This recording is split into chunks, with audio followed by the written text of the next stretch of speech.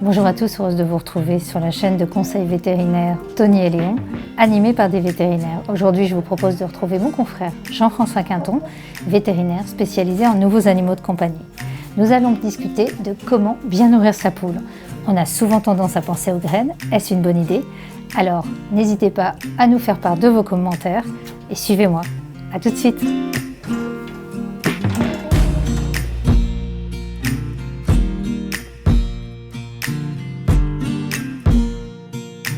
Bonjour Jean-François. Bonjour Valérie. Je te remercie de m'accueillir dans ton service. Je t'en prie, toujours un plaisir. Aujourd'hui, une belle poulette. Ouais, Athénaïs. Oh, là, c'est chic. Hein. Ah oui, oui. Hyper chic. Alors, bonjour Athénaïs.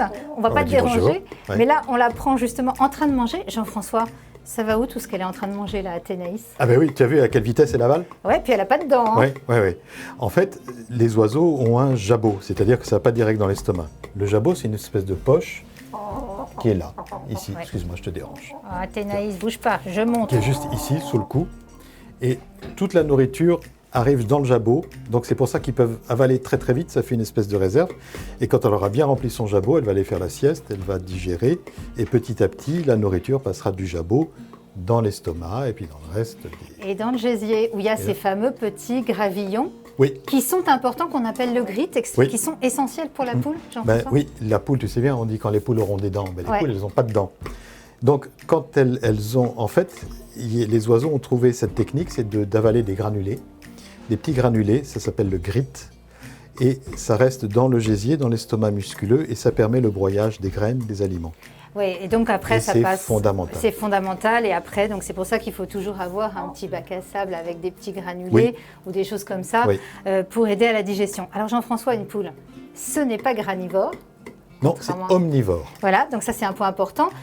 Moi, ma grand-mère donnait des épluchures à sa poule, mais c'est pas recommandé.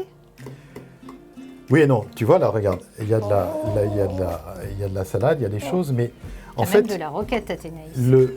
La chose maintenant, c'est qu'on considère que les poules, c'est un compost sur pattes, on leur donne n'importe quoi et allez, vas-y ma cocotte, mange. Mais non, ça les rend malades. C'est pas du tout fait pour vous débarrasser de vos déchets alimentaires. Il y en a plein qui sont pas bons. Donc oui, bien sûr, les épluchures de verdure, mais la poule a besoin d'une alimentation vraiment équilibrée, elle a besoin de calcium, elle a besoin de protéines, elle a besoin de toutes ces choses comme ça. Et puis, pour être heureuse, une poule, déjà, elle a besoin d'une alimentation équilibrée, mais elle a besoin de 3 choses. Elle a besoin de picorer, c'est-à-dire... Ce qu'on voit en direct. Oui. Tiens, mais Athénaïs. Même d'explorer, on va voir si on lui enlève, je ne sais pas si elle va le faire, mais... Non, elle a faim, elle a trop faim. Mange Athénaïs. Mais elle a besoin de picorer, c'est-à-dire d'explorer le sol avec son bec. Parce que son bec est très sensible, c'est une sensibilité comme un doigt. Donc, elle peut picorer pour manger, mais aussi beaucoup pour explorer. D'accord.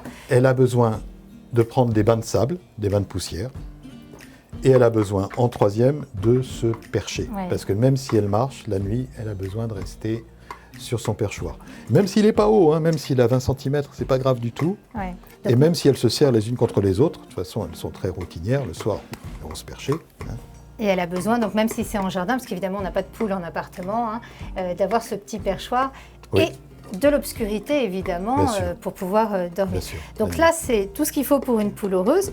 Maintenant, la poule pond des œufs, c'est... Après avoir dit, elle n'a pas de dents, elle pond des œufs, là c'est des grandes vérités, mais elle pond des œufs, d'où les besoins alimentaires que tu as cités, qui sont extrêmement importants. Il y a un besoin de calcium qui est... Bien sûr, il y a un besoin de calcium pour faire la coquille de l'œuf, mais l'œuf c'est aussi de la protéine, donc il y a besoin de beaucoup de protéines. Une poule, en produisant des œufs, toute sa vie, elle va exporter 14 fois son poids. Ce qui est beaucoup plus que la vache, tu me disais. Oui, la vache c'est 3 fois son poids. Ah oui, c'est énorme. C'est des petites machines mais extraordinaires.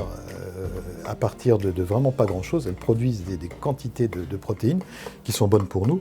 Mais ça veut dire que si elles produisent des protéines, il faut donner nous aussi des protéines.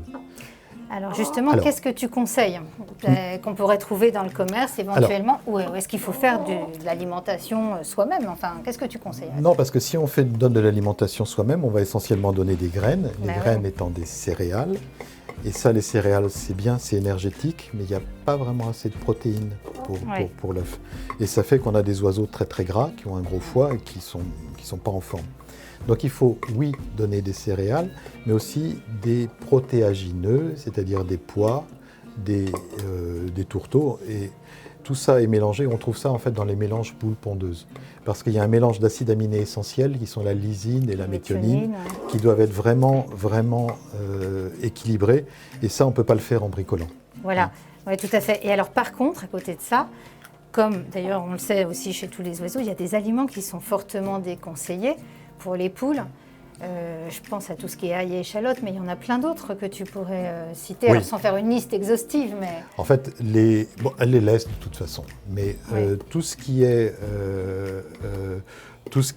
poireau, ça elle ne mange pas. Épluchure de banane, c'est pas la peine de donner. Épluchure d'orange, avocat, c'est pas bon du tout. Ça peut être toxique. Les pommes de terre germées aussi. Les pommes de terre germées, absolument, les épluchures de pommes de terre crues, tout ça, c'est pas bon, il ne faut pas donner. D'accord. Et il y a un truc qu'il ne faut pas donner, c'est les vieux plats avec de la vieille mayonnaise dans son frigo. Et là, tu penses à la salmonellose, évidemment. Ben oui. Et oui, parce que on mange pas, nous, les vieilles mayonnaises dans le réfrigérateur, parce que ça peut nous rendre vraiment malades. On donne ça à la poule. La poule, elle ne va pas forcément être malade. C'est pas là le problème. Mais elle va pondre des œufs et dans lesquels les œufs seront peut-être contaminés par la salmonellose. Et quand, en mangeant les œufs de sa poule, si bio, mais à qui on a refilé des trucs qui ne sont pas bons, eh ben on risque d'attraper la salmonellose. Et dernière chose, c'est le calcium. Oui. Donc là, c'est un supplément qu'il faut donner, un supplément minéral. Il y a un petit truc à savoir, c'est que le calcium, en fait, la poule, elle va pondre ses œufs, elle va fabriquer son œuf dans la soirée, sa coquille d'œuf dans la soirée. Donc c'est bien de donner un supplément de calcium juste à ce moment-là. C'est-à-dire au moment où elle rentre dans le poulailler, on donne des coquilles d'huîtres pilées. Oui. C'est beaucoup mieux que de donner du calcium mélangé aux aliments. D'accord. Voilà. Écoute, merci. Et là, elle a un menu équilibré, idéal pour elle. Et ça fait une Athénaïs en pleine santé. Une poule ravie de la vie. Merci Jean-François pour tous tes conseils. J'espère que cet épisode vous aura plu. Pour savoir comment bien nourrir sa poule, vous l'aurez compris, vous ne donnez jamais de mayonnaise à votre poule, car non pas qu'elle pourrait être malade, mais vos œufs pourraient ne pas être consommables. En tout cas, si ça vous a plu, n'hésitez pas à partager, liker, laisser un commentaire aussi. Et surtout, suivez-nous sur Tony et Léon. À bientôt. À bientôt Jean-François. À bientôt. Au revoir Athénaïs. Mes hommages.